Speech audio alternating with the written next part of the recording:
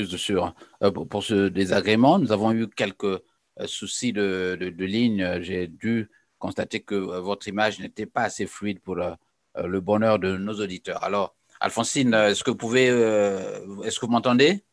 Oui, oui, je vous entends très bien. Voilà, vous pouvez donc continuer. Oui, je disais tout à l'heure que c'est une perte énorme et qu'il y a une époque où on était accusés ensemble de corruption, d'avoir été corrompus par Christelle Sassou Nguesso. J'ai échangé avec lui longuement sur cette question et j'ai reçu des conseils de sa part, que ne pas se laisser déstabiliser par rapport à ça. Et moi, je lui avais même répondu, mon grand, tu imagines si on avait 25 millions, ben, on faisait dégager ça sous illico presto et on avait rigolé sur ça. Donc, la dernière fois également, il a eu un décès de son fils. On était là, on était à la veillée, j'étais à la veillée également. On a échangé. C'est quelqu'un qui était ouvert, qui était à l'écoute, mais quand on lui parlait, il tendait l'oreille pour vous écouter. Donc, aujourd'hui, ce que je déplore un peu, c'est l'hypocrisie de la diaspora congolaise de France. Hein. Je vois les hommages, mais il y en a plein, lui, il voulait l'unité pour que tout le monde travaille ensemble. Il voulait l'unité, c'est pourquoi il essayait d'aller presque dans toutes les réunions, partout où quelque chose se passait, il était là. Il était là pourquoi? Parce qu'il voulait qu'il y ait cette unité. Donc aujourd'hui, je me rends compte qu'ils sont tous là à faire des hommages. Même ceux qui nous avaient accusés tous les deux d'être des corrompus, ben, ils passent gaillardement dans les émissions pour oui, mais entre-temps, nos comportements n'étaient pas exemplaires. Et d'ailleurs, jusqu'à aujourd'hui, nos comportements ne sont pas exemplaires. Donc là, je pense que le bon Dieu, parfois, il enlève aussi des gens importants pour nous faire réfléchir également. C'est pas pour rien. Il y a une signification à ça, à cette perte. Donc, c'est à nous, la diaspora de France, de tirer également des leçons. C'est une leçon. Il y a une grande signification de ce qui vient de nous arriver par rapport à la perte au décès de M. Marc Mapingu. Voilà, donc il faut que les gens se ressaisissent. C'est surtout ça. Aujourd'hui, il y en a qui font de l'hypocrisie. Oui, c'était quelqu'un de bien, mais entre-temps, il y en a qui le noyaient, il y en a qui le critiquaient, il y en a qui racontaient n'importe quoi sur lui. Voilà, c'est déplorable. C'est une fois que la personne est partie qu'on commence à venir jouer au bon, je sais pas quoi. Moi, ça me dérange énormément. C'est pourquoi d'ailleurs, j'ai évité de prendre la parole par-ci, par-là. Donc, je me dis, bon, il y en a qui viennent parler, ils ne le connaissaient pas vraiment. Hein. Et ben, ils savaient, enfin, bref. Voilà, Mais bon. merci donc Alphonsine pour ton témoignage. Ben, vous comprenez que c'est comme ça que fonctionne notre diaspora. Ce qu'il y a à faire, c'est de continuer à expliquer, à éduquer, aurais-je pu dire, les gens pour qu'ils comprennent que il n'y a pas toujours que de mauvaises choses. Parfois, nos amis ne savent pas interpréter ce qui se fait dans cette diaspora. Il y a un problème dans cette diaspora. On soupçonne, on se soupçonne, et donc, et parfois, on a même l'impression que ce sont ceux qui sont coupables, qui soupçonnent les autres, hein, donc qui se prémunissent déjà eux-mêmes d'une espèce d'attaque. Alors, et parfois, on vous soupçonne à tort, et je vous comprends, mais il faut continuer, vous aspirez certainement à des suffrages un jour, donc il faut continuer à éduquer cette diaspora, éduquer vos militants, à éduquer vos frères, vos soeurs, vos amis, pour qu'ils comprennent que c'est dans ce que nous appelons ici trust. C'est sur la base de ce trust, la confiance que s'établit une relation. Autrement, si vous estimez que vous ne pouvez pas vous embarquer dans ce bateau de la diaspora militante, il faut pas y entrer, il ne faut pas venir. Et donc, vous avez là tout le monde, des troubles faits, donc des gens dont le but est simplement de créer du désordre. Ils n'ont aucun objectif. Vous voyez déjà que même s'agissant des... J'en parlais hier dans une animation libre à la radio, vous voyez déjà que même les collectes qui ont été initiées, vous verrez toujours qu'il y a des gens qui ne donnent absolument rien, qui n'ont jamais donné, qui ne donneront jamais. Mais ce sont toujours les mêmes qui font des critiques, qui vous soupçonnent corrompus. Bon, moi-même aussi, hein, parfois, on dit que je suis proche des gens du PCT pour peu que j'invite quelqu'un du pouvoir. Donc ça, il faut l'accepter, il faut l'assumer, mais il faut savoir s'armer de courage et des mots qui sont très forts pour repousser cela. Alors, nous n'allons pas nous éterniser là. Merci donc à toi, Alphonsine. Une fois de plus, je salue donc le couple Annie et Bernard Loumouamou depuis Nantes, c'est en France. Voilà les admirateurs de la radio de la communauté. Eh bien, nous allons ouvrir le bal avec vous, cher ami Mabonza. Où est passée la bagatelle de 7 milliards de CFA donc alloués au Congo-Brazzaville par la Banque mondiale à travers son représentant à Brazzaville même. Alors, est-ce que cet argent existe? Et si oui, qu'en ont-ils fait? Daniel. Ouais, bonjour à toi, John Lewis. Bonsoir, Alphonsine Mekouiza. Bonsoir à Christian Nouangombe. Une fois de plus, merci pour cette opportunité que vous nous offrez pour pouvoir, n'est-ce pas, parler du Congo, qui est notre cher beau pays. Ben, vous savez qu'en date du 23 avril de cette année-ci, la Banque mondiale avait approuvé, n'est-ce pas, un fonds pour appuyer la mise en œuvre de la stratégie de riposte au Covid-19 en République du Congo. Et ceci avait fait l'objet d'une déclaration du représentant directeur des opérations de la Banque mondiale, qui est à Brazzaville, qui coordonne donc la zone Congo-Brazzaville, la RDC et la Centrafrique, monsieur Jean-Christophe Carré, qui y avait une enveloppe de 11,3 millions de dollars qui avait été approuvée, ou qui sera allouée au Congo-Brazzaville pour faire face à cette pandémie. Bien évidemment que selon certaines sources proches du pouvoir, qui nous font savoir que cet argent, bien évidemment, avait été débloqué et qui se trouve déjà dans les caisses, n'est-ce pas, du Trésor public congolais, ben, jusqu'à ce jour, quand nous regardons, n'est-ce pas, toute l'actualité sur le Covid au Congo-Brazzaville, on se rend finalement compte qu'il n'y a pas grand-chose qui se fait sur le terrain, parce que vous savez aussi, bien que moi, que John Lewis, tout au début de cette pandémie, il y avait d'abord 440 millions de francs CFA qui avaient été débloqués dans la phase de préparation.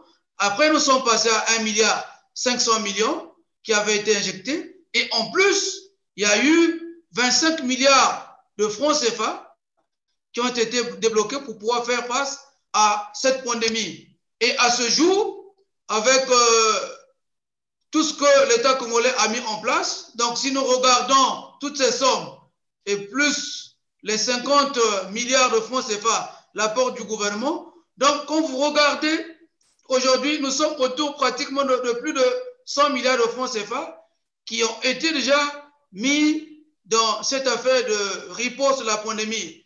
Ben, on ne sait pas réellement ce qui se fait parce que quand vous regardez, l'argent va certainement dans les équipes qui sont mises en place pour pouvoir, n'est-ce pas, gérer cette pandémie. Donc, je dirais à ce sujet que nous connaissons, n'est-ce pas, la façon de gérer des fonds dans notre pays. Et nous savons que le Congo est un État, pour moi, je dirais un État carnassier qui dévore tout sur son passage.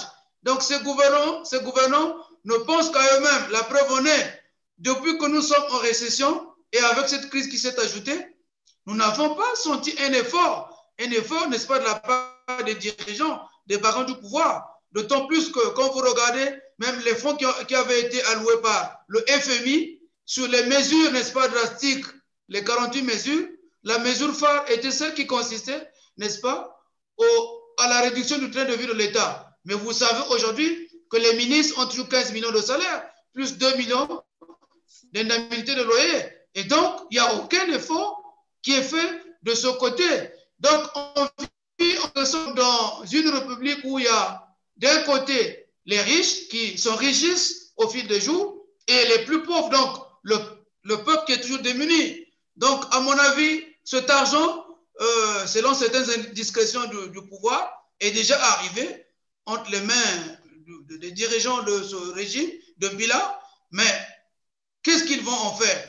Mais ils n'en feront rien parce qu'ils n'ont jamais fait quelque chose de bon. Mais on a appris Daniel, on a appris qu'ils ont commis à la tâche des gens qui, de devrait confectionner les masques et autres. Et encore que dans ce cas, on croit que c'est des proches parents de ministres, d'autorités là-bas.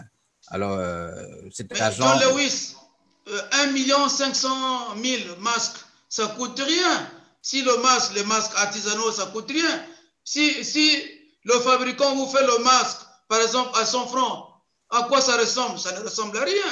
Et puis, il faut aussi le dire, c'est que le fabricant, c'est le fils, n'est-ce pas, de M. Henri, qui est le président de la CNI et qui est, n'est-ce pas, le président de la Cour. Henri Bouka. Henri Bouka, qui est aussi le président de la Cour constitutionnelle. Donc là, déjà, il y a un conflit d'intérêts.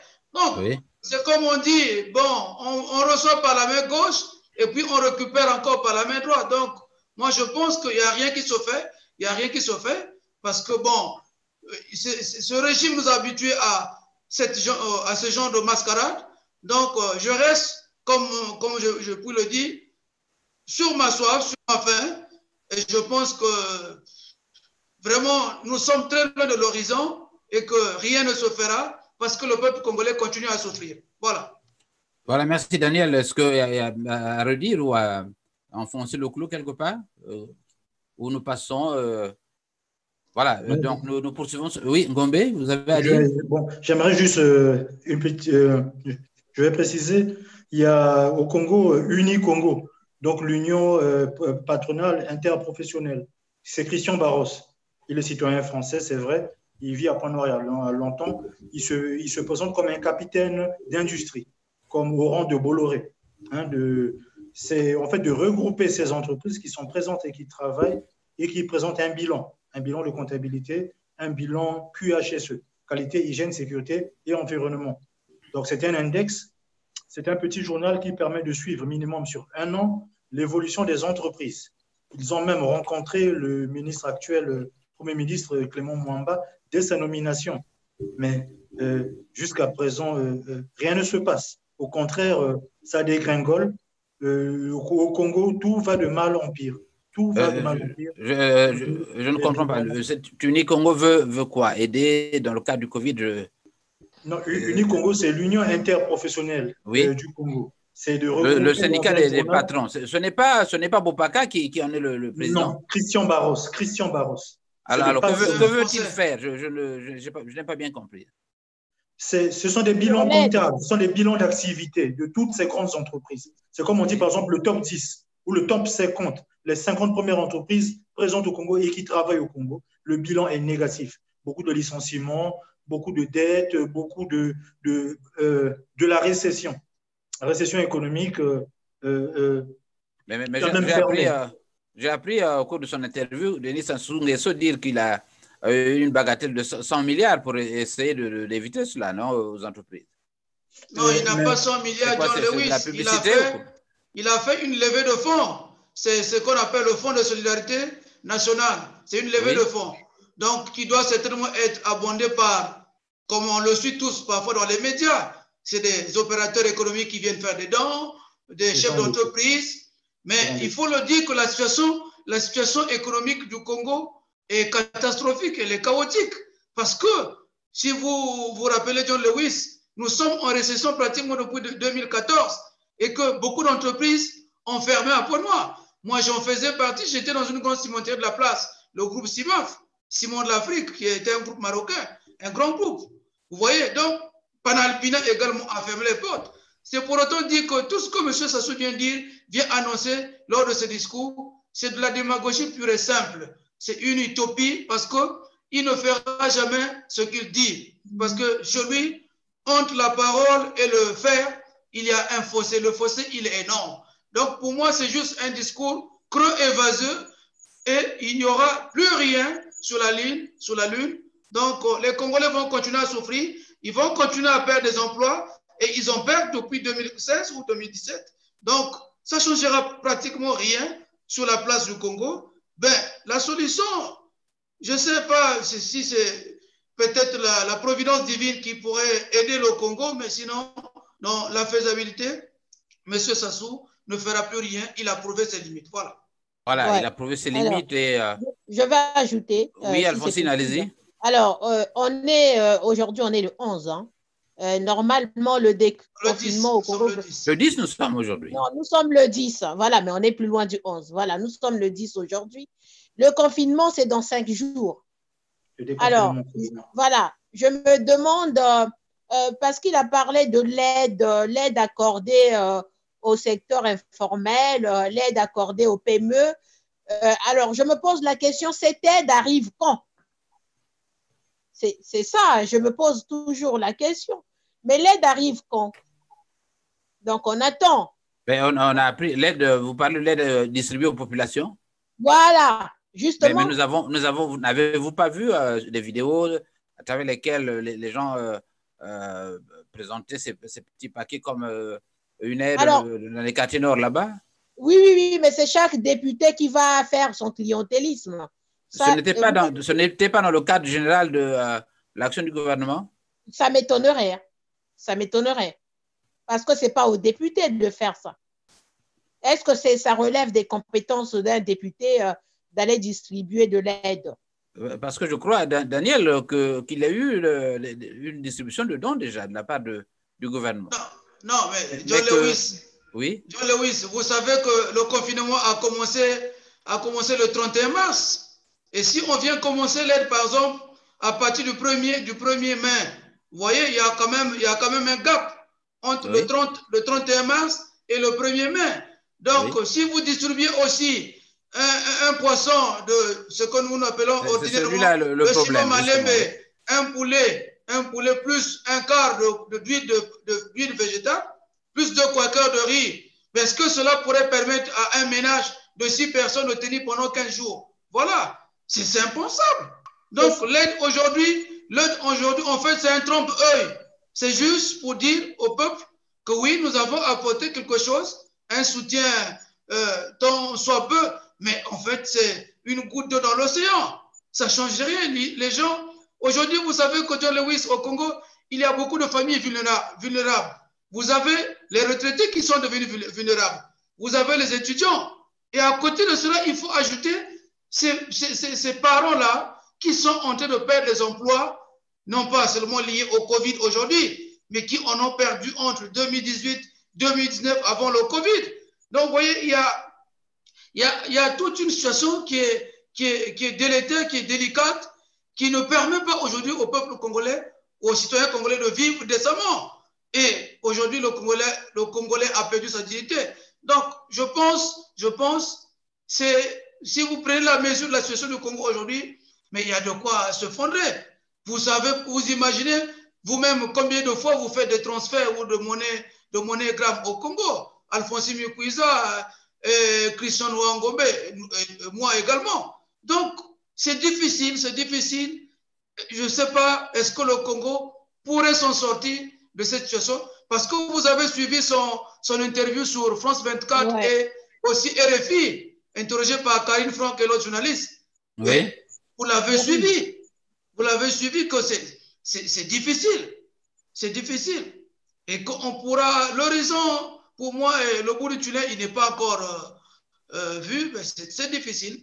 Il a encore fait une demande de 200 ou 500 millions de dollars au FMI. Alors qu'entre-temps, avec la première tranche, il n'a pas pu, n'est-ce pas, respecter les mesures ou les 48 mesures qui ont été assujetties à cette aide. À propos, Alphonsine, on sentait que le président de l'initiation des Sceaux était plus ou moins évasif. Il ne sait pas, il ne dit pas aux journalistes combien il recherche. Voilà. 300, 400, 500. Qu'est-ce que ça dénote à ce moment-là? C'est vraiment n'importe quoi. Donc, il ne sait pas combien il veut. Ouais, un président, vous passez dans des médias internationaux, vous ne savez pas combien vous voulez. Et deux, je suis étonnée, il a oublié que le FMI avait déjà posé les conditions pour l'aide, pour qu'il y ait une aide. Il a oublié. Il pense que le fait de passer sur France 24, aller parler Kémondé comme il a l'habitude, et le FMI va changer ce qu'ils ont décidé.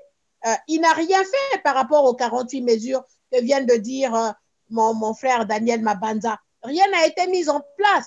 Et comme par magie, parce qu'il y a le coronavirus, on va débloquer l'argent pour lui. Vous voyez, c'est quelqu'un qui est toujours dans la manipulation. Rappelez-vous avec l'environnement, comment il a essayé d'utiliser les mesures de la COP 21, COP 22, et ainsi de suite, pour soutirer de l'argent, pour soutirer des audiences, même ici. Et aujourd'hui, son fonds de commerce, c'est devenu cette histoire de COVID-19. Donc, c'est quelqu'un qui saute sur chaque histoire, chaque difficulté ou chaque problème qui est posé sur le plan international. Il saute là-dessus pour chercher à se faire de l'argent. Voilà. Donc, c'est devenu comme une péripatéticienne. Voilà.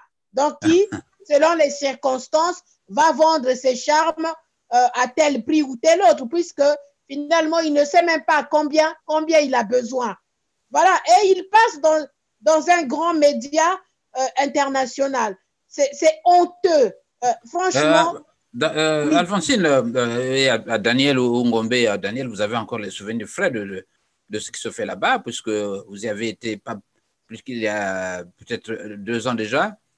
Parlez-nous un peu de ces hôpitaux. Est-ce que vous les avez vus, ne serait-ce qu'en chantier, parce que il nous dit que c'est à 70% déjà que les travaux ont été exécutés. Est-ce que vous avez l'hôpital central des armées dont on nous parle, c'est celui de Mobengo ou un autre? Bon Dieu. L'hôpital des armées de Brazzaville, vous rigolez ou quoi? On nous parle d'un hôpital central des armées, on nous parle d'un hôpital mère-enfant. Oui, il a parlé. Où sont ces hôpitaux? Il a parlé de l'hôpital mère-enfant. C'est Blanche Gomez qu'on a changé de nom. On a fait quelques travaux. Mais Blanche Gomez existe depuis longtemps. Donc, on a juste remodelé, reconstruit, voilà. Mais non, réaménagé, hein? C'est cela? Mais il parle de Blanche Gomez, là. Oui. Et les 12 hôpitaux qu'il avait promis, où sont-ils? Mais on nous dit qu'il y a les travaux sont à 70%. Est-ce que pour Mabanza, parce que Alphonsine Mabanza, vous avez toujours vécu à Pont-Noir ou à Brazza? Non, John Lewis, j'ai vécu entre les 2 villes. Mais je connais bien la situation du pays. J'ai fait le pays tout entier. Non, mais il faut dire une chose. Partons d'abord, n'est-ce pas, de la municipalisation accélérée. Quand vous regardez tous les fonds qui avaient été mis en œuvre, nous évaluons cela à pratiquement 6 000 milliards d'investis. Mais qu'est-ce qui s'est passé, John Lewis? Si vous faites le tour de tous les départements du Congo, mais vous trouverez des éléphants blancs dans tous les départements. Je vous prends comme illustration la commune de Ngoyo, qui jusqu'à ce jour n'a jamais été finalisée sur les travaux. Et pourtant, Pointe-Noire a vécu la première municipalisation accélérée. Vous voyez? Donc, quand vous passez du Kouilou par la Bouenza, le Niari, la Lekoumou jusqu'au plateau, il n'y a que des éléphants blancs. Maintenant, pour rebondir sur votre question, mais il parle évidemment de 15 hôpitaux, 12 hôpitaux généraux dans tous les départements et un hôpital central des armées, mais c'est resté dans ce rêve. Tous ces hôpitaux ne sont que dans ce rêve. Je vais vous prendre le cas de l'hôpital de Pointe-Noire dont on parle. C'est à l'ouest, juste après la traversée, n'est-ce pas, d'Ompaka, pour aller vers Nanga. Mais c'est un chantier qui est resté dans l'herbe. Les travaux ne sont jamais finis. C'est aussi un éléphant blanc. Vous voyez, et vous connaissez l'affaire de ce monsieur, le Portugais, qui a fui avec 600 milliards de francs CFA vers le Portugal. Le patron de Asperbras, sous le fameux projet Santé pour tous et eau pour tous. Donc, il faut dire une chose qui est vraie, John Lewis. Ces hôpitaux, certainement, on a débuté les travaux. Mais s'agissant de l'hôpital central des armées qui serait construit, mais c'est juste en face du Coq-Léron. Il n'y a jamais eu de travaux. On a juste clôturé en tôle. Il n'y a jamais eu de travaux. Donc, il faut dire, tous ces hôpitaux... Parlez-nous un peu, Daniel, de l'hôpital de Luandjili. S'inscrit-il dans le même cadre? Non, l'hôpital de Luandjili avait été construit il y a ça fait un bon bout de temps. Ça n'a rien à voir avec... ça n'a rien à voir avec ce fameux projet de 12 hôpitaux dans les 12 départements, plus les 2 autres hôpitaux dont il parle. L'hôpital central des armées et un autre. Bon, il affirme, sachant bien que... sachant bien que ces journalistes peuvent, ont déjà eu l'information à la source. Je peux avoir une petite précision, s'il vous plaît? Allez-y, Ngombe. OK, moi, je vais parler en termes techniques. Un hôpital, ce n'est pas le bâtiment. Il faut déterminer, il faut voir la densité du lieu. Donc, le Congo, comme on dit, 342 000 km², le nombre d'habitants au kilomètre carré. Lorsqu'on a la densité, on fait une projection sur le nombre de lits. Quand je parle de lits, c'est un lit complet avec le matériel qui vient avec. Après, il y a le nombre de médecins par habitant. Lorsque une, deux, trois, les trois premières données statistiques sont faites, on peut maintenant commencer à faire les murs. Et même lorsqu'on fait les murs, il y a héliport, hélitreuillage. L'hélicoptère peut se poser sur la façade, sur le toit de l'hôpital en question, comme il y en a au CHU de Brazzaville, comme il y en a pour des pétroliers à Pointe-Noire, comme il y en a, et je soutiens, comme a dit l'autre, des éléphants blancs. Il y a plusieurs projets qui sont engagés, mais qui ne sont pas terminés, pour lesquels de l'argent a déjà été engagé. Donc, s'il s'agit de cela, il faut avoir le courage de dire devant la chaîne internationale que ce sont des éléphants blancs. Un hôpital, aujourd'hui, a le GPS. On donne des coordonnées GPS, l'hélicoptère peut se poser seul, sans assistance. Mais mon cher Ngombe, à Brazzaville, pour le moment, nous n'avons pas besoin de tout ça, de l'héliport. Nous avons besoin de maisons propres, construites et bien équipées, où on peut aller soigner les gens. Vous avez en France des hôpitaux le CHU de Brazzaville. Nous avons besoin de trucs simples, excusez-moi le mot, de structures simples avec de l'équipement, rapprocher donc des populations. C'est cela justement la politique, donc rapprocher les structures vers ces populations. Alors, doit-on dire que le fameux Edith Lucie Bongo s'inscrit dans le cadre de ces hôpitaux aussi? Non, ça a été conçu bien avant. Il n'a rien à voir. C'est bien avant. Non, mais John Lewis, je vais ajouter ceci. C'est comme l'a dit Christian Ngombe. Vous savez, un hôpital, techniquement, ce n'est pas seulement le bâtiment. Un hôpital tient compte, n'est-ce pas, de l'environnement. Un hôpital tient compte de la démographie, n'est-ce pas, de l'évolution de la démographie dans une ville ou dans un village. Et un hôpital, ce sont les médecins formés.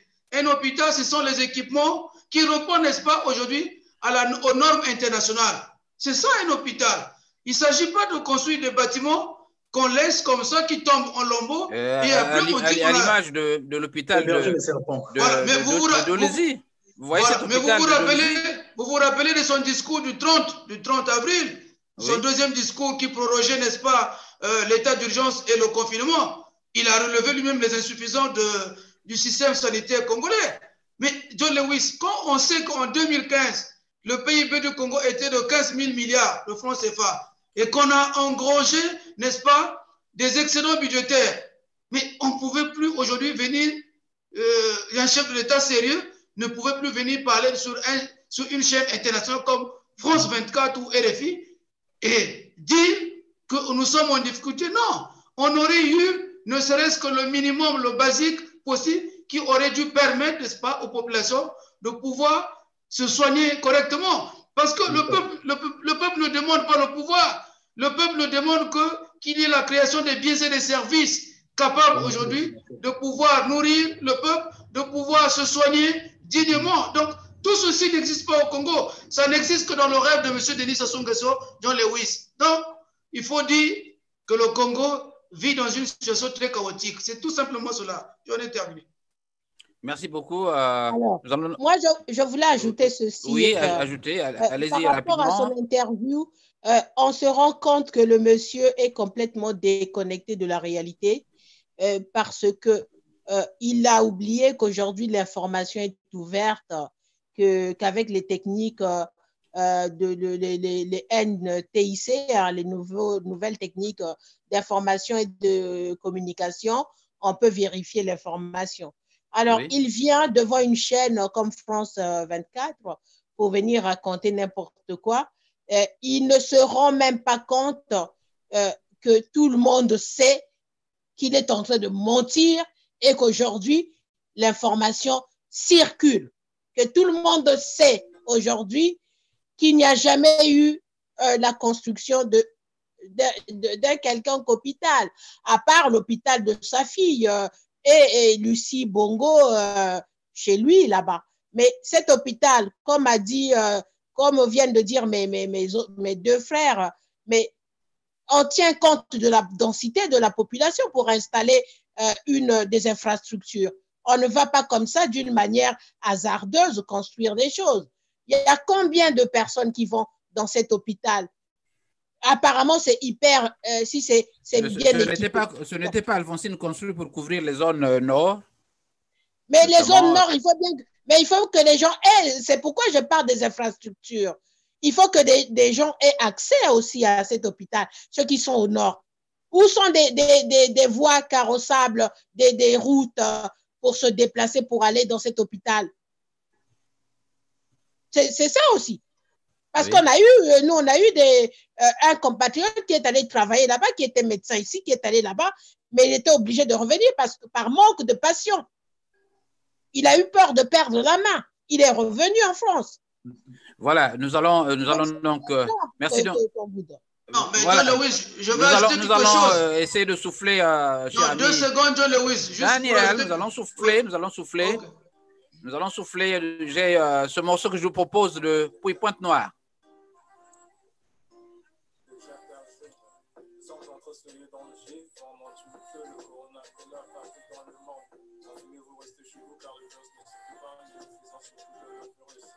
Je rentre chez moi quand on m'a raconté une histoire. C'est celle d'un frère qui a perdu sa mère et ses 2 sœurs, sa femme et sa jeune fille. Qu'est-ce que c'était du corona et se suicider ensuite? En se donnant d'un toit à toi et beaucoup d'autres histoires ailleurs. Aux États-Unis, au Royaume-Uni, en Chine, en Italie, en Espagne et partout ailleurs. Le corona est pur, vient de l'oracle.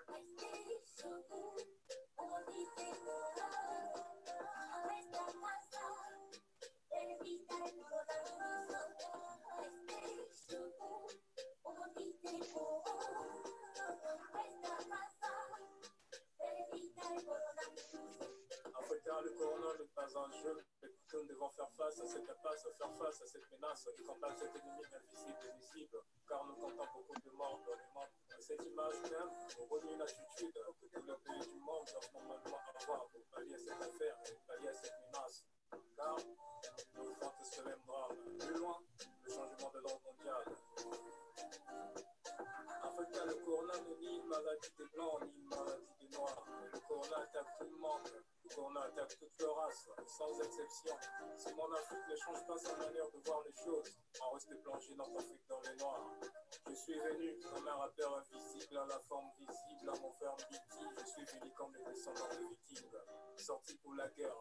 Essayant de relever un monde merveilleux et abattu et désespéré. En faisant cohésion à ma couleur tropicale. Voilà, je ne sais pas si vous avez pu suivre. C'est un peu lourd. Cette musique, je sens que nous avons. Est-ce que vous avez pu la suivre? Un peu lourd. Voilà, merci donc à vous. Allez-y, Daniel, il nous reste une quinzaine de minutes pour terminer ce journal. Daniel, c'est à vous. Oui, non, je disais ceci, John Lewis. Si nous faisons un parallèle avec le Niger, vous avez vu que le Niger aujourd'hui a construit le plus grand hôpital de référence générale en Afrique subsaharienne. Mais avec combien? Avec 47 milliards de francs CFA tout simplement. Et cet hôpital a créé de la valeur ajoutée. Plus de 1000 employés, ils travaillent, y compris les expatriés, les médecins chinois. Ils ont fait appel à une expertise étrangère, l'expertise chinoise, l'expertise turque et cubaine. C'est ça, parce qu'on ne construit pas les infrastructures de base, parce qu'on veut faire, on les construit parce qu'il faut que ça crée après une valeur ajoutée, donc les emplois. Mais sauf que les investissements au Congo, c'est de l'argent qu'on sort par la main gauche et on le récupère par la main droite. Donc, ça rentre dans les poches des barons du pouvoir. Donc, ça n'a rien créé. On est toujours dans la difficulté. C'est très difficile. Donc, moi, je pense que ce pouvoir n'a plus rien à prouver au peuple congolais. Il est temps qu'il parte, tout simplement. C'est cela. Voilà, vous revendiquez le départ du pouvoir, mais je vous apprends que Denis Sassou Nguesso encore, excusez-moi, je n'ai pas mon micro, voilà, vous revendiquez le départ de Denis Sassou Nguesso, mais il est encore plus évasif quand on lui demande s'il sera candidat s'il entend se faire remplacer par son fils, ou encore que s'il sera candidat à l'élection présidentielle de 2021. Encore que quand on lui parle de son fils, à la limite, il s'énerve. Il demande à changer de sujet. D'abord sur l'élection, Ngombe. Comment interprétez-vous la réaction de Denis Sassou Nguesso de chaque fois qu'on lui pose la même question, on la lui a posée les années passées, il dit toujours que la question n'était pas à l'ordre du jour. Qu'est-ce que ça cache? Ça devient redondant. Mais je pense qu'il a raison. Il a raison dans le sens que l'opposition n'est pas prête à la prise du pouvoir. Société, l'État et le pouvoir. C'est en 3 étapes. En même temps, il a tort. Parce que la manière de parler, de répondre dans les médias internationaux, il vient couper net que c'est lui le chef, c'est lui qui tient la baguette, la carotte et le bâton. Donc, la même manière qu'il peut nourrir le peuple, la même manière il peut réprimer et taper durement. Mais je ne veux pas faire ces éloges. Je vais parler en termes techniques. En 3 étapes, je vais vous résumer. L'élection présidentielle, c'est élire un nouveau chef de l'État. Donc, c'est une continuité de l'État, une continuité des contrats et des créances. Il y a de l'argent que le Congo doit à des institutions internationales, etc., qu'il faudra payer. La continuité des contrats. Il y a une continuité de la Constitution en cours. Si la Constitution est maintenue, ou bien elle sera révoquée dès le prochain pouvoir, dès la prochaine prise du pouvoir. Dès qu'une autre personne est installée au pouvoir, il peut convoquer, selon les dispositions de la Constitution, soit de l'abroger, soit de l'annuler purement. La deuxième grande étape, c'est la Constitution en tant que loi fondamentale. La Constitution, c'est sur laquelle s'appuient les institutions. En même temps, cette Constitution régule les relations humaines. Donc, on a besoin de la justice. Un grand besoin de justice au Congo pour équilibrer la vie des citoyens. Je réitère, société, l'État et le pouvoir. Le plus bas, la société, la gestion de la cité. Donc, au Congo, c'est la police nationale. Dès le prochain pouvoir, il faudra annuler. Je pense qu'il faudra un grand coup de balai, de révoquer, d'annuler les forces, bon, de réactualiser et les forces armées et la police. Est-ce qu'il faut maintenir la garde républicaine? Est-ce qu'il faut formater? Est-ce qu'il faut une mise à jour du logiciel? Et en 3, la dernière étape, c'est les mini-tribunaux. Si la justice s'exerce, il faut des mini-tribunaux. Nous avons vu il y a très longtemps, le samedi, des salles de classe dans des écoles de la place sont réquisitionnées. On met une lampe luciole pour éclairer les esprits, ou bien la balance, symbole de la justice. On va parler. Vous avez l'usage de la parole. Donc, il y a un juge qui est là. Il y a les substituts du procureur. Il y a des avocats de la défense, partie civile, les affaires sociales. Si on n'a pas les grands tribunaux, on fait des moyens de fortune, mais de rétablir la justice. Le citoyen a des droits et des devoirs. Ça met quelqu'un hors de l'arbitraire. Ça permet de revoir. Et lorsque la justice est revue de bas, et c'est tout ce système qui est à refaire. Donc, cette constitution actuelle risque d'être annulée. Voilà, dès le prochain pouvoir. Voilà, merci donc, cher ami Christian. Nous allons, avec Alphonsine Mukwiza, parler de cette subtilité de Denis Sassou Nguesso qui, chaque fois, répond « La question n'est pas à l'ordre du jour ». Oui, merci, monsieur Jean-Lewis. Rappelez-vous, c'est la même stratégie qu'en 2015, avant qu'il n'y ait le changement de la Constitution. Et il a toujours fait croire qu'il n'est pas intéressé, qu'il n'ira peut-être pas, il ne sait pas. C'est dans sa stratégie pour endormir ceux qui espèrent le changement, pour faire perdre le temps. On est à mi-2020, les élections, soit disons ces élections à lui, c'est en 2021, on n'est plus très loin.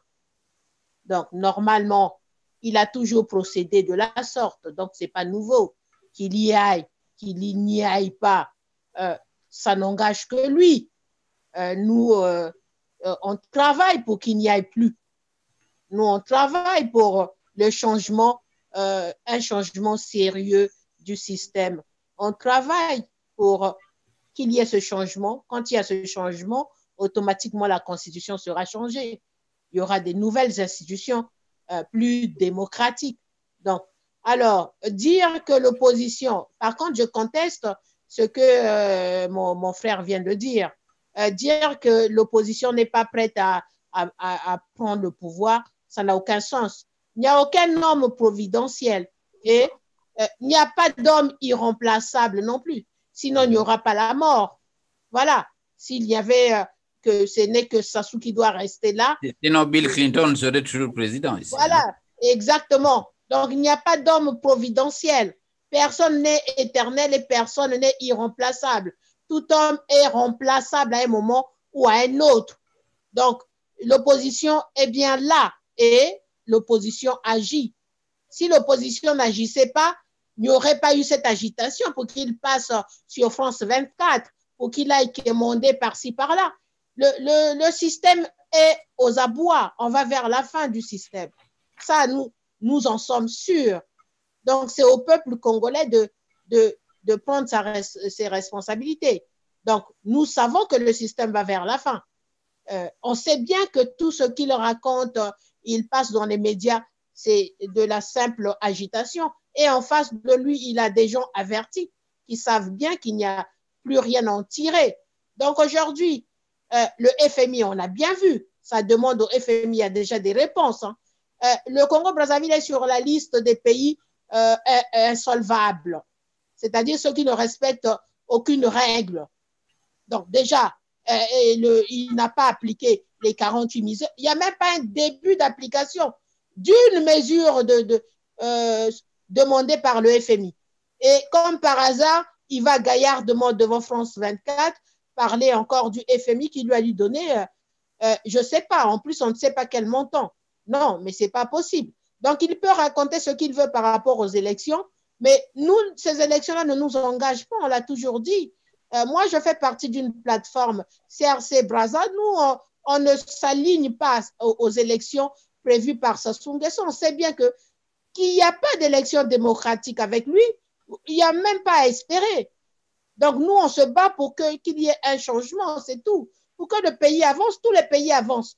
Pourquoi le Congo doit rester dans cette situation de misère, de catastrophe, des inondations, des éboulements, des gens qui meurent, des armes partout? On tire sur tout le monde, on chicote les mamans dans les marchés, des femmes qui accouchent dans la rue. C'est pas possible, ça.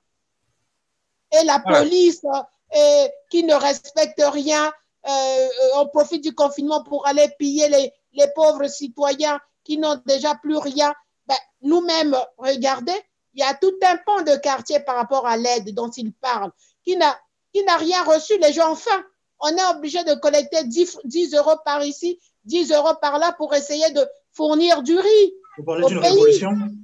Voilà. Voilà, Alphonsine, nous allons essayer de courir un peu. Le temps presse, Alphonsine. Alors, Daniel Mabanda, vous allez résumer donc les deux aspects. Denis Sassou Nguesso, est-ce que, Daniel, allez-vous dire aux Congolais que désormais, cette phrase veut simplement dire « je serai candidat » Ce n'est pas à l'ordre du jour, cela veut dire que je serai candidat. Non, mais John Lewis, je pense que Christian Ngombe et Alphonsine Mikuiza ont su le dire. Il faut dire une chose qui est vraie sans langue de bois. C'est que le Congo n'est pas une démocratie actuellement. La seule élection démocratique que le Congo ait connue de son histoire, c'est celle de 92. Donc après 92, à partir de 97 jusqu'au-delà, le Congo n'est plus un État. Parce qu'un État, n'est-ce pas, tire sa force dans la loi. Et la loi, c'est la loi fondamentale qui est la Constitution. Donc dès lors que M. Sassou vient abroger toutes les constitutions précédentes, il n'y a plus de démocratie au Congo. Donc quand il dit que ce n'est pas à l'ordre du jour, mais c'est sa stratégie, c'est un félin. Il agit comme un félin. C'est ça le problème de Denis Sassou Nguesso. C'est qu'il n'y aura jamais une élection au cours de laquelle il y aura, n'est-ce pas, le rapport de force. Qu'il y ait une opposition ou pas, il n'y aura pas d'élection. C'est juste une mascarade. C'est lui qui fait sa loi au Congo. Il dit ce qu'il veut et il le fait quand il le veut. Voilà, quand le temps lui est opportun. Donc, il est resté évasif. Pour moi, je ne suis pas surpris parce qu'il n'y aura pas une élection crédible au cours de laquelle un autre candidat pourra gagner devant M. Sassou Nguesso. Ça, c'est même dans le rêve, vous ne pourrez pas penser comme ça, John Lewis.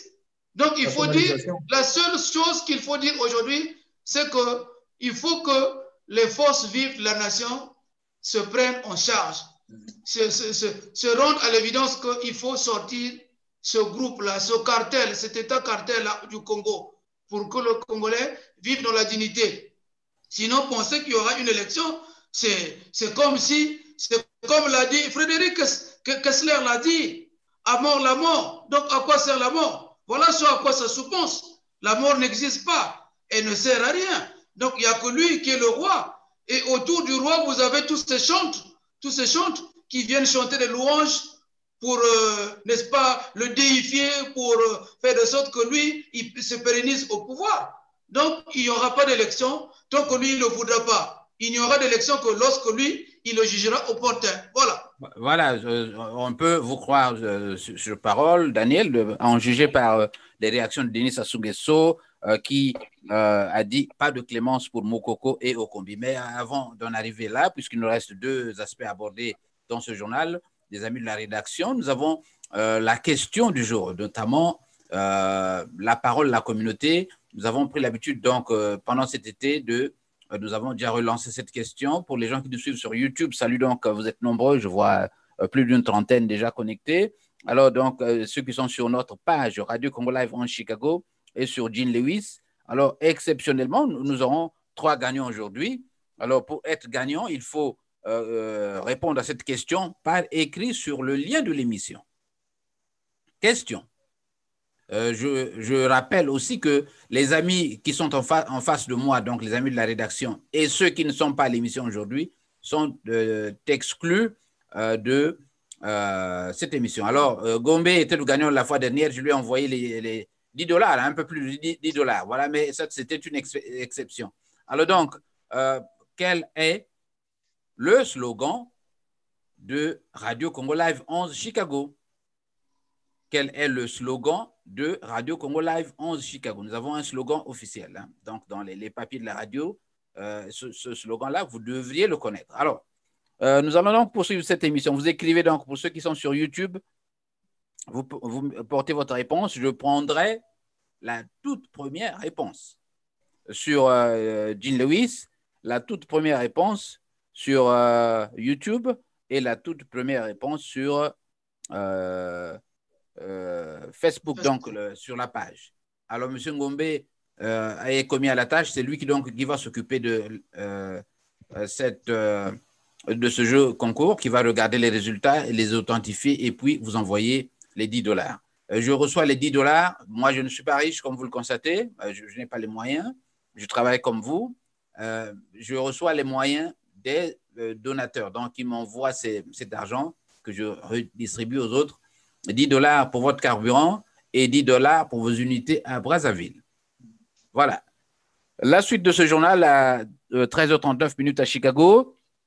Pas de clémence pour Okombi Salissa et Jean-Marie Michel Mokoko. C'était écœurant à la limite d'entendre Denis Sassou Nguesso sans manière en parler. C'est à vous. Je peux commencer, Madame, c'est à vous. Donnons la parole à la dame. Ah ben merci bien parce qu'aujourd'hui, je n'ai pas beaucoup parlé. Hein. Alors, moi, ce que je trouve... non, mais je pleurais, j'avais pitié et ça m'énervait. Ça m'a énervé énormément. Il vient, il demande de l'aide et en même temps, il nargue que non, les prisonniers politiques, il ne va pas les libérer. Mais il va libérer les délinquants de droit commun. Mais je ne comprends rien. Comment ils peuvent venir... Non, il y a eu la précision. Ceux qui ont déjà accompli une bonne partie de la peine et voilà. Ben, peu importe, ceux qui ont déjà accompli. Vous savez que dans nos prisons au Congo-Brazzaville, il y en a plein qui sont là depuis des années qui attendent encore leur jugement. Jusqu'aujourd'hui, ils sont là. Ils ne savent pas pourquoi ils sont là. Donc, pour moi, c'était juste de la distraction qu'il est venu faire et on attend la suite de la distraction. Voilà ce que je voulais dire. Parce que vous venez chercher de l'argent au FMI et entre-temps, vous avez des prisonniers politiques. Ça ne cadre pas. Voilà. Ils ne respectent rien. Ils ne respectent pas les droits humains. il ne respecte pas les conventions internationales que le Congo a signées, avait signées. Et il vient quémander de l'argent. Et il pense que, voilà, on va lui dérouler le tapis. Mais c'est fini, hein, le pétrole, ça a chuté, hein. Fini, là. Voilà. Il n'y a plus de pétrole à hypothéquer, là. Réaction, donc, Christian? Pas de clémence pour Moukoko. Et il le dit sans détour, hein? Pas de clémence pour Moukoko. C'est une grande désolation et en violation des conventions internationales, en violation du Parlement panafricain à Pretoria, en Afrique du Sud. L'Union africaine, Addis Abeba, le siège, et le Bureau des Nations Unies Afrique, Addis Abeba, siège aussi pour l'Afrique. Et en fait, on ne comprend plus. C'est la somalisation du Congo. Dans ce cas, les différents sièges africains du Congo doivent être vacants au 1er janvier de l'an 2021. Simplement, les différentes représentations diplomatiques, là où le Congo est représenté, dans les sièges africains, comme au siège Addis Abeba, on demande aux diplomates, vous restez chez vous parce que vous êtes en violation des conventions internationales. On ne libère pas un prisonnier parce qu'on veut le libérer. Et on va sur la continuité de l'Organisation de l'Unité africaine, OUA, pour lequel il a été président en exercice de l'OUA. Il a aussi été président en exercice de l'Union africaine. Dans le classeur, dans le cahier, qu'est-ce qu'on écrit dans ce cahier? Quelles sont les valeurs, quels sont les fondamentaux de l'Union africaine? Quelles sont les valeurs que les pères fondateurs de l'Union africaine ont laissées, ont fait? Ça ne rime pas. Et il y a le FINADIA. Dans ce cas, le fichier national d'interdiction de détention d'armes illégales doit être revu sur minimum 25 ans, depuis la guerre du 5 juin 1997 jusqu'à aujourd'hui. Pas d'élection présidentielle au Congo-Brazzaville en 2021 si on n'a pas un registre dans lequel on a le nombre d'armes au Congo-Brazzaville, le matricule, la balistique, le calibre, l'artillerie, l'infanterie, etc. Le chef d'état-major général des armées, Guy Blanchard-Okoye, il est déchu de sa médaille comment on appelle ça, de sa Légion d'honneur. Il est récipiendaire de la Légion d'honneur française, comme l'amiral, le contre-amiral Jean-Dominique Okemba. Tous les deux remettent en cause leur médaille de Légion d'honneur. Tous les deux récipiendaires de la Légion d'honneur française. Est-ce qu'ils ont même mérité déjà, mon cher Ngombe? Que leur Légion d'honneur le soit retirée. Au bout de 20 ans, ils n'ont pas fait le travail. Ils salissent la Légion d'honneur. Ils salissent la Légion d'honneur. Ce n'est pas ça la Légion d'honneur. Un prisonnier, même quand il est squelettique, on le fait sortir, qu'il aille mourir en dehors de la prison. Bo Xiliao, Li Bo Xiao, un Chinois comme ça, le régime de Pékin, le plus dur, l'a laissé mourir en dehors de sa prison. C'est mystique, c'est spirituel. On lui laisse en dehors de la prison, il va rendre son dernier soupir, quel que soit ce qu'il a fait de mal. Et à citer, le général Jean-Marie Michel Boko n'est pas un petit enfant. Il était le commissaire au niveau de l'Union africaine pour la Centrafrique. Il avait aussi un titre des Nations Unies. Il portait sur ses épaules, il avait deux vestes, une veste des Nations Unies, plus une veste de l'Union africaine. Il était en mission. Ils étaient ensemble dans le même hémicycle de l'Union africaine à Addis Abeba. Les images sont là. Il y avait le colonel Moigny, qu'ils étaient ensemble dans cet hémicycle-là de l'Union africaine. On parlait de la Centrafrique, comment est-ce qu'il fallait pacifier entre Anti-Balaka et les Séléka. Michel Djotodia, et la remise du pouvoir, la pacification de ce qui s'est passé en République centrafricaine. Donc, s'il est prisonnier aujourd'hui, pour quelques circonstances, on ne sait pas, mais par rapport aux Nations Unies, par rapport à l'Union africaine, on fait ce qu'on appelle une résidence surveillée. Il sort de la prison avec barrière, mais on le met dans une villa. Il y a des gens qui vivent avec lui pour le surveiller. Pourquoi résidence surveillée, Ngombe, quand on sait qu'il n'a rien fait de grave, que l'accusation comme telle ne tient pas? C'est démontré. Pourquoi ne pas le laisser libre et reprendre ses activités politiques? On fait ceci. Daniel, allez-y, vous allez peut-être trouver à redire. Hein. C'est une proposition de Ngombe, hein, pour laquelle vous pourrez éventuellement réagir. Je rappelle que la question de l'auditeur a été déjà lancée. Donnez-nous le slogan de Radio Congo Live 11 Chicago. Daniel, c'est à vous. Pas sur la question, hein, mais sur le débat. Pas sur le jeu concours. Oui, je le sais pertinemment, John Lewis. Non, je dirais tout simplement ceci. Tout ce que dit mon frère Christian Gombe est juste et fondé. Mais vous savez que le Congo a ratifié pratiquement toutes les conventions internationales. Mais malheureusement, dans la faisabilité et l'applicabilité de ces conventions, le Congo est resté, n'est-ce pas, maître dans, comme qui dirait, dans l'enterrement de dites conventions. Il faut le dire, je veux le réitérer. Moi, je ne veux pas exprimer un étonnement ici vis-à-vis de la personne de M. Sassou ou de ses décisions. Je sais que le Congo est une dictature. C'est un État totalitaire ou un État répressif. Donc, vous savez, il y a Albert Einstein disait ceci. Les grands esprits ont toujours rencontré une opposition farouche, n'est-ce pas, des esprits, n'est-ce pas, médiocres. Monsieur Moukoko, tout comme Monsieur Okombi, sont des grands esprits. Je ne prends que Monsieur Moukoko, le général. Moi-même qui vous parle, j'ai été dans la campagne en 2007 du général Moukoko. Ok, je sais ce qui s'est passé. Et donc, s'il faut le dire, le président en réalité du Congo est en prison. Vous voyez, c'est le prisonnier qui dirige. Mais le président est en prison. C'est le général Jean-Marie Michel Moukoko. Ça, il faut le dire sans embâche, sans langue de bois. John Lewis, on n'aura pas peur de le dire. Donc, M. Sassou, sortir, M. Moukoko et M. Okombi, pour lui, c'est un enterrement. Vous voyez? Donc, c'est tout ce qu'on dit que s'il les sort, il s'efface.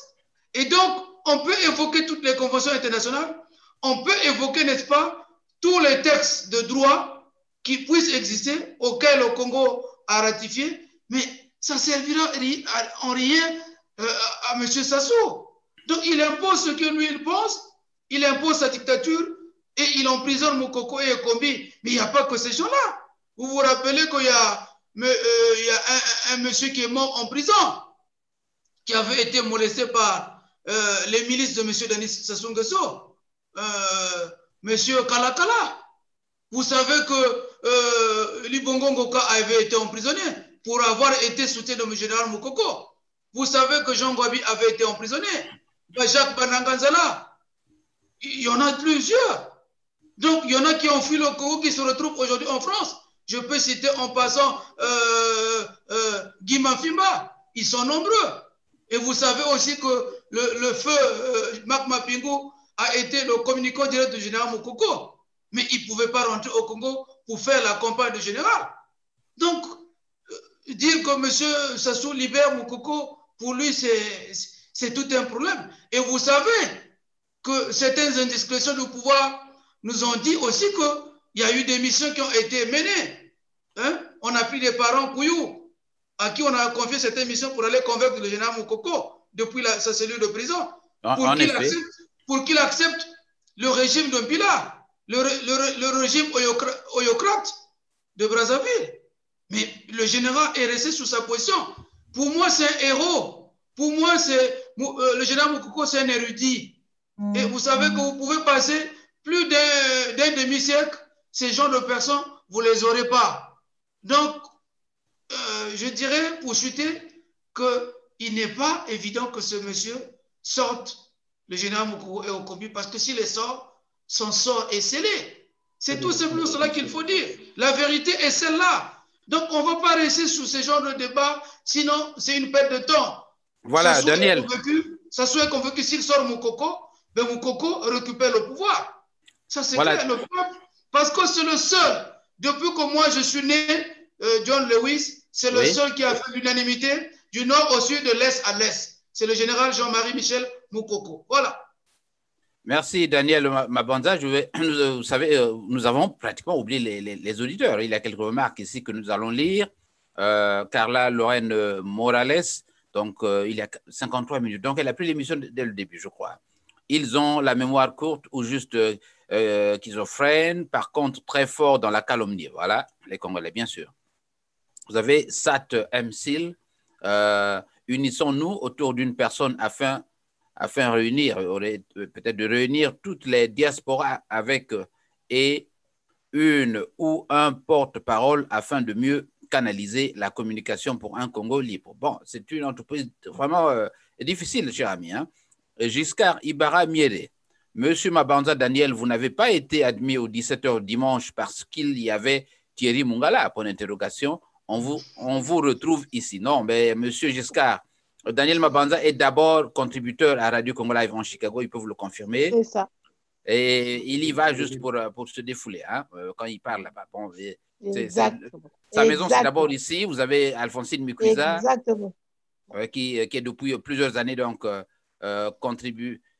contributeur à la radio. Voilà. Je ne reçois pas les réponses par Messenger. Je reçois les réponses directement sur le lien de l'émission pour que ce soit une chose publique. Donc, pour ceux qui m'envoient ces réponses par message privé, je ne les considère pas. Vous devez aller sur le lien de l'émission et porter votre réponse sur ce lien-là.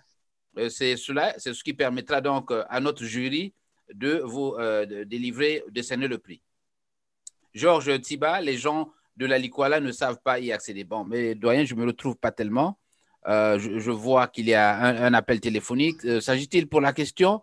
Si c'est pour la question, je vous informe que nous ne prenons pas les réponses au téléphone, non plus sur message privé. Vous devez aller sur le lien YouTube, écrivez votre réponse sur YouTube.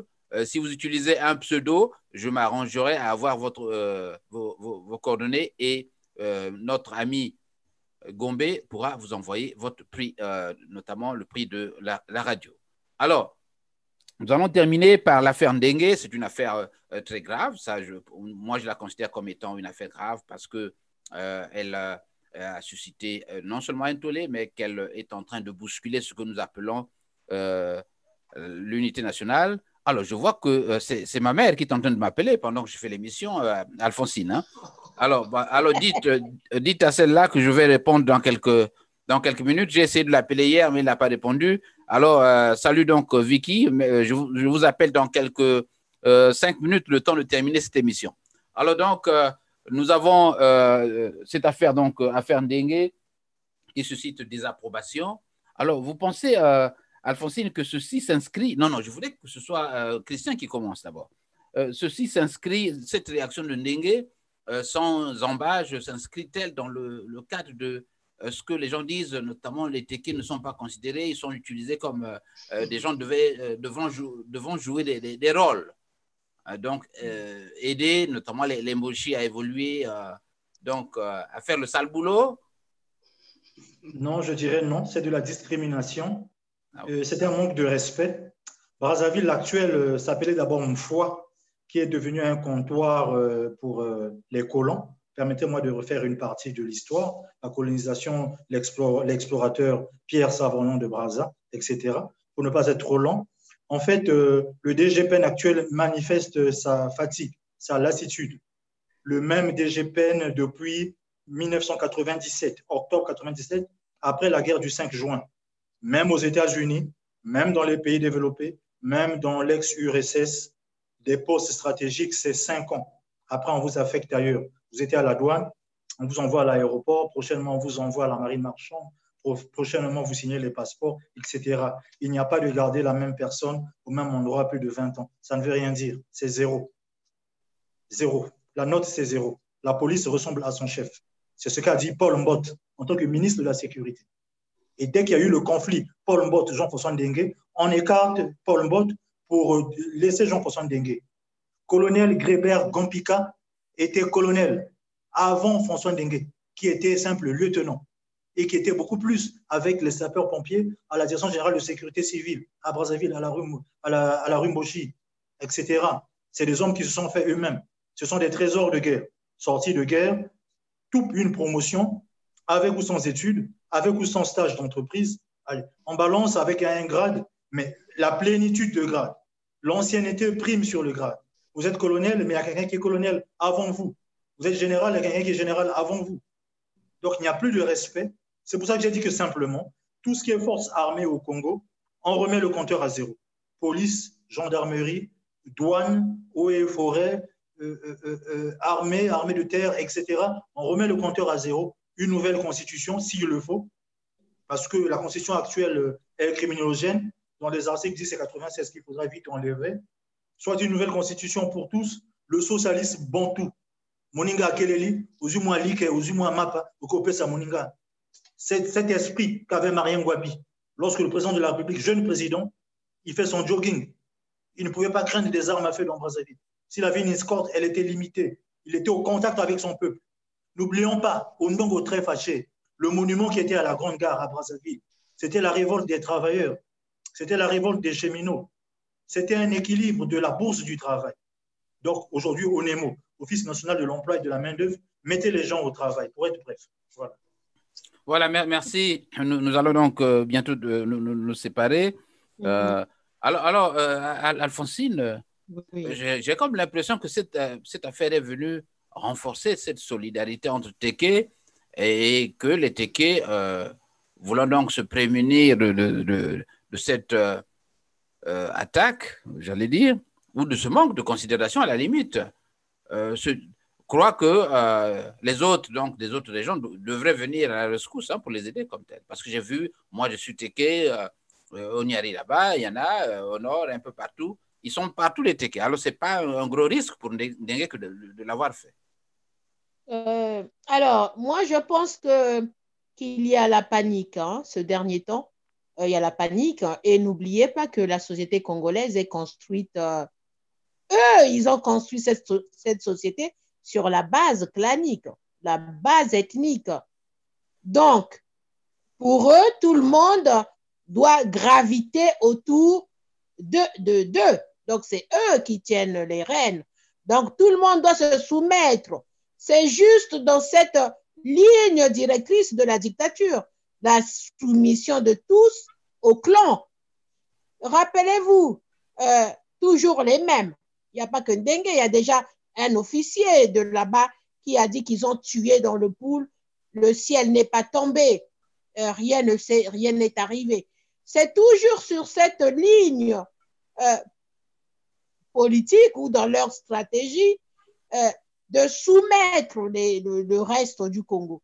Donc là, je pense que ce dernier temps, ils sentent, il y a la panique en fait. Ils sentent bien qu'ils commencent à perdre pied. C'est pourquoi vous voyez des sorties, on commence à parler, on commence à dire des choses parce qu'ils sentent qu'ils commencent à perdre le terrain en fait.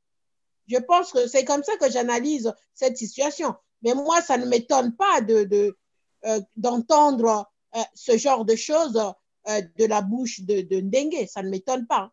Ça ne m'étonne pas, puisqu'ils le disent, pas que pour les Téké, pour les autres ethnies également du Congo.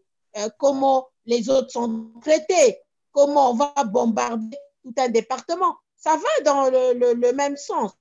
Moi, ça ne m'étonne pas, ça ne m'étonne pas. Mais ce qui est sûr, c'est que nous voyons la panique. Nous voyons la panique. Ils pensaient tout contrôler. Je pense qu'ils commencent à comprendre qu'ils ne contrôlent plus rien au fur et à mesure. C'est pourquoi il fait cette sortie pour dire au Téké, voilà, vous avez toujours été avec nous, vous êtes des sous-hommes, voilà, que vous ne pouvez pas passer devant nous. C'est ça, aujourd'hui. C'est comme ça que j'analyse la situation. C'est déplorable, on le dit. Voilà. Donc, voilà, mais oui. Il y a un temps pour tout. Donc, on est là. La liberté, la vérité, la justice triomphent toujours, quel que soit le temps que ça peut prendre. Voilà. C'est ça que je tire comme conclusion. Moi, voilà, nous avons donc déjà des réactions quant au jeu concours. J'ai une réaction ici. Je vais regarder du côté de YouTube parce que je donne les résultats bientôt et M. Ngombe va les authentifier pour proclamer. Donc, nous avons plus d'une quarantaine qui suit. Alors, vous ne participez pas à ce jeu, donc vous allez rater. Hein. Dans quelques secondes seulement, je vais, chers amis, proclamer ces résultats. Hein, et vous envoyez les $10 pour votre carburant et vos unités. J'encourage donc à tous nos amis de Brazza, hein, avec la crise, Alphonsine, de participer à ce petit jeu concours. $10, c'est beaucoup. C'est combien de CFA déjà à Brazza? Bien sûr, $10, oui. C'est combien? Et voilà, c'est beaucoup. Alors, nous allons donc avec vous conclure, terminer cette émission. Cher ami Daniel Mabanza, comment va se terminer cette affaire finalement? un observateur averti, on vous voit sur tous les plateaux, vous avez un de vos admirateurs qui s'en plaint. Mais je crois que vous ne vous sentez pas aussi mal que cela, non, ici, à la radio de la communauté? Non, c'est votre maison mère, non? J'aimerais juste dire à Mireille que c'est sur Radio Congo Live 11 que j'ai commencé. Donc, en fait, ici, c'est mon fief. Donc, si je vais aux 17h, bon, c'est parce que certains amis m'ont appelé. Et puis, bon, je viens pour donner mon point de vue en tant qu'esprit libre et brillant, tout simplement. Non, mais pour répondre à cette question, pour mon analyse, le premier fait qu'il faut comprendre, vous savez, le général Moukoko, pendant sa campagne, avait dit ceci, que le Congo est à restructurer, le Congo est à refaire. Donc, il faut formater en fait le disque dur du Congo, en commençant notamment par les forces armées congolaises. Parce qu'il faut le dire, ici, John Lewis, que l'armée, dans le contexte actuel ou dans la situation actuelle, moi j'ai toujours dit, c'est un conglomérat de beaucoup de milices sortis après la guerre de 97. Donc, vous avez tous ces chefs de guerre qui constituent aujourd'hui l'ossature de cette armée.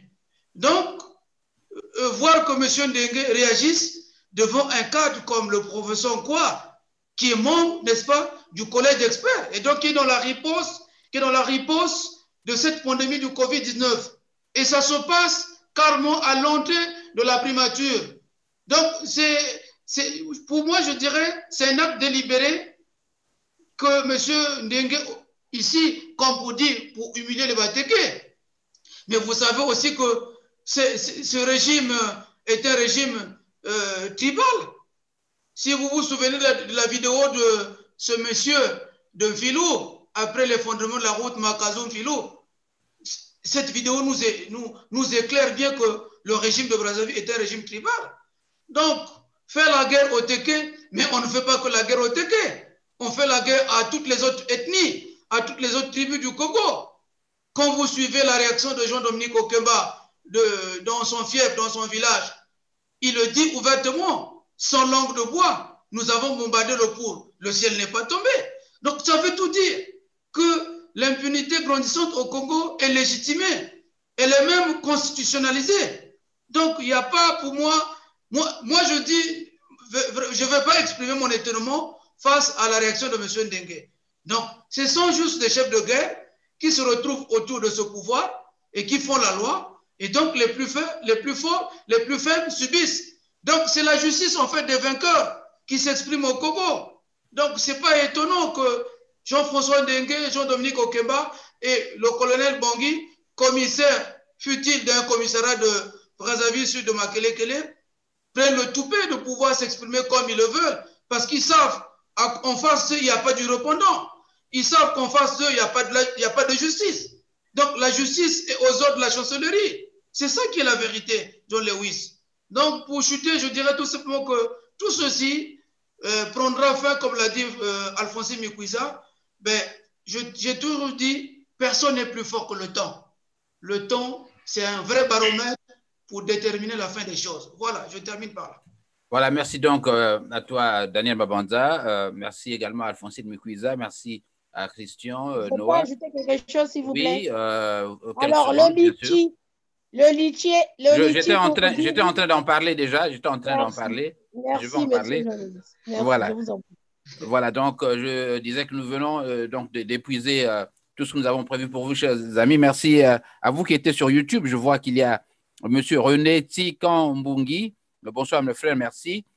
Tikambungi, il dit que l'économie du Congo n'est pas en baisse et il va demander de l'aide au FMI. Pour quelle raison? Bon, voilà, donc. Alors, donc, je vais donc refermer la question du jour, donc de proclamer les résultats. Nous avons sur Facebook, je vais regarder. C'est toujours bien de participer, hein, chers amis. Alors, nous avons. Attendez, voilà, je vois qu'il y a un gagnant ici, notre ami New Brain. Le slogan de la radio Congo Live 11 Chicago est la radio de la communauté africaine. Voilà, c'est très simple hein, pour gagner $10. Voilà, le slogan c'est… Apparemment, il est en Europe ou je sais pas, en Occident. Bon, je ne sais pas. Donc, New Brain, ce que vous allez faire, Nous allons vous indiquer… Donnez ça à un Congolais qui est à Brazzaville qui souffre quand même. Nous encourageons donc ces amis. Non, il faut donner à celui qui participe à l'émission. Donc, les gens de Brazzaville, si vous voulez gagner quelques $10 pour vos unités… Ils doivent participer. Mais il n'y a pas de participants de Brazzaville, John Lewis? Il y a aucun participant je ne sais pas. Ils ne s'identifient pas comme tel. Non, alors non. Donc, voilà. Vous pouvez regarder pour voir s'il y a un participant. Voilà, donc, New Brain, vous avez donc gagné $10 pour votre carburant New Brain. Je vais demander à Ngombe de vous les envoyer par le canal. Je ne sais pas où vous trouvez. Si vous êtes aux États-Unis, ça viendra donc de moi directement. Alors, nous avons donc fini, mais attention, il y a ce dont vient de parler Alphonsine Mukwiza. Il y a une cagnotte qui circule. Alphonsine, est-ce que tu peux, dans les détails, nous parler de ce fameux litchi? Je sais que vous en aviez initié, mais il y a aussi une cagnotte que la diaspora a initiée relativement au décès de Marc Mapingu. Est-ce que vous pouvez nous en parler avec précision? Alors, la première cagnotte, c'est pour du riz et de l'huile pour les confinés des quartiers Mukondo et le peu que nous avons pu avoir, nous avons déjà envoyé avec une association, une plateforme panafricaine Aide AF qui est ici. Donc, on a envoyé un peu d'argent qu'on avait pour qu'on achète une trentaine de sacs de riz et de l'huile pour commencer la campagne de distribution dans des quartiers où il n'y avait rien à manger. Les gens sont dans la difficulté. Vous avez vu la vieille maman qui marchait. Elle traînait dans la rue sans rien à manger. Elle était en train de faire la manche. Et on lui avait donné un bout de pain. Et justement, cette équipe, les mamans de Mukondo, avec leur association, qui acceptait de travailler avec nous pour aider les plus démunis, et elles ont croisé cette maman, cette dame âgée, et lui ont donné à manger et un masque. Donc là, ils sont en train de distribuer du riz, de l'huile, des masques et des conserves pour certains, du poisson fumé, du poisson salé. Voilà. Donc, j'ai mis quelques images. Bon, on n'est pas là non plus pour exhiber les gens qui bénéficient de l'aide, mais on veut aussi communiquer pour que les gens sachent que ce qu'ils vont donner, ça sera bien géré et que les comptes seront publiés. Combien avez-vous collecté so far, jusqu'ici? Alors là, sans compter le litchi, parce que ce qu'on a eu, c'est ce qu'on a envoyé là-bas, c'est ce que Aide AF, donc Association internationale pour le développement économique et social Afrique-France, c'est cette association qui a donné une contribution. Donc, c'est cette contribution-là qui a été envoyée. Et actuellement, pour le litchi, on est à 245 €. Donc, vous voyez bien que ce n'est pas encore énorme. Ce n'est pas beaucoup pour avoir 100 sacs de riz. On est encore là. Même après le déconfinement, les gens n'auront rien à manger. Vous savez bien comment ça se passe et que l'aide, il n'y a pas grand-chose comme aide. Donc, on est là également pour soutenir ces mamans-là qui n'ont rien. Donc, on avait eu de la part de Aide AF, on a pu acheter 30 sacs, plus de 30 sacs de riz, de l'huile et des masques. On a démarré la campagne. Donc, pour l'instant, le litchi de la diaspora, de la diaspora congolaise, bien sûr, est là. Et ceux qui peuvent faire un geste, peuvent faire un geste. Ceux qui veulent aussi faire un western, un monégramme, c'est à mon nom, ça arrivera à bon port.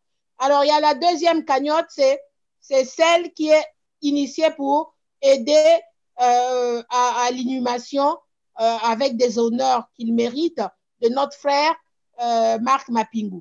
Ça également, je voulais en parler parce que depuis un certain temps, nous cotisons tous pour contribuer à l'inhumation dans des conditions humaines de nos compatriotes qui partent ici suite à cette crise de COVID-19.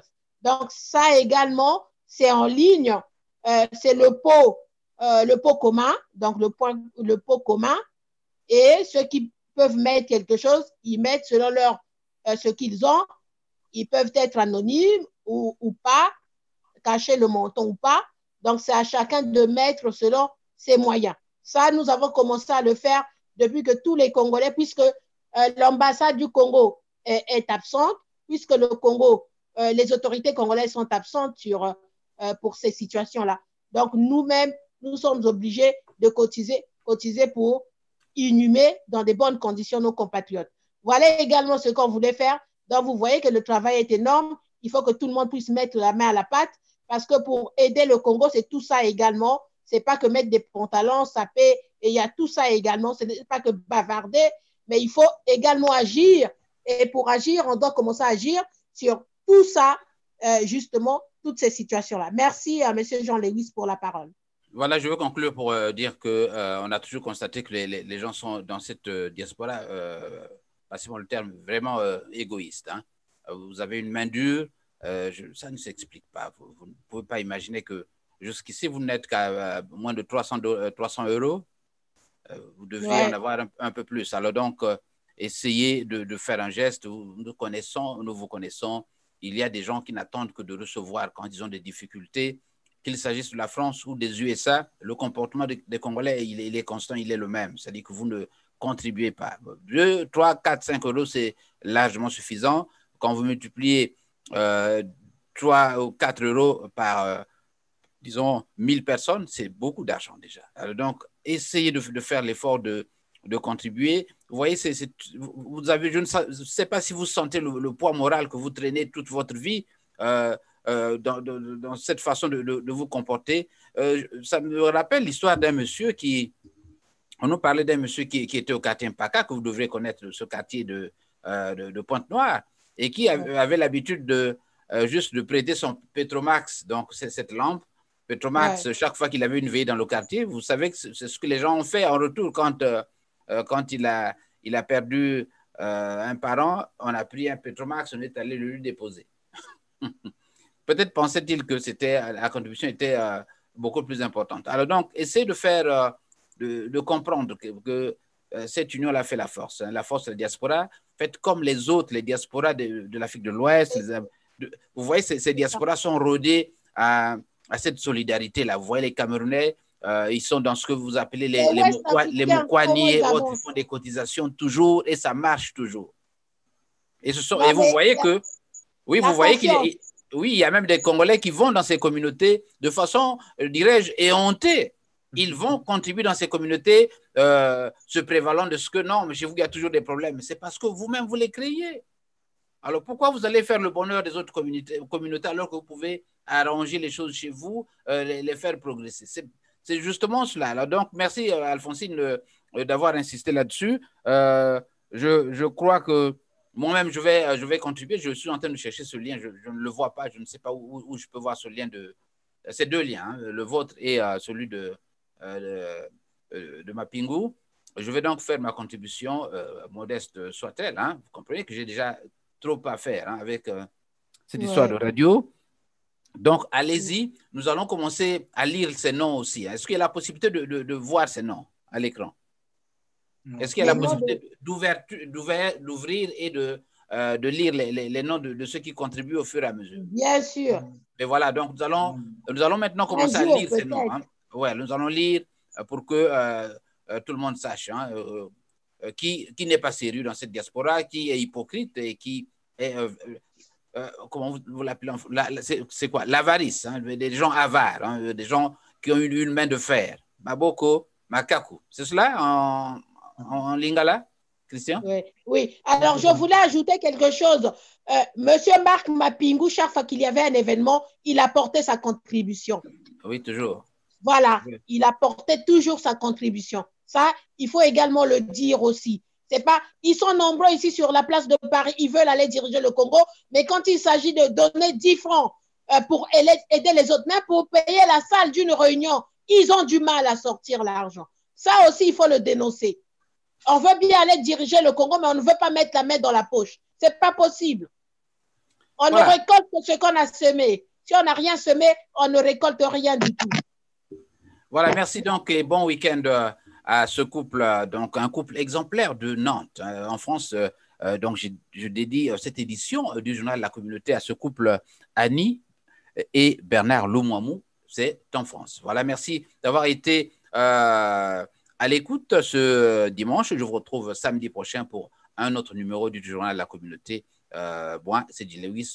J'étais avec les amis de la rédaction, Christian, Noah, Alphonsine Mukwiza, Daniel Mabanza et moi-même. Alors, bonne nuit à vous en France là-bas et à la Brazza, bien sûr. Bonne fin de journée. Merci également donc, Merci. à vous. Merci. Bye bye. Bye See you next bye. time. Que Bye. Dieu vous garde aussi, vous tous, et ceux qui nous suivent. Merci. Continuez Merci à à toi porter, aussi. continuez à Merci utiliser à ceci. Christian. Merci, au Continuez à utiliser ceci. revoir. Au revoir. Ce n'est Merci pas beaucoup. fini. Oui, Voilà. le masque. Le Ouais, masque. utilisez le masque. Restez chez vous, protégez-vous.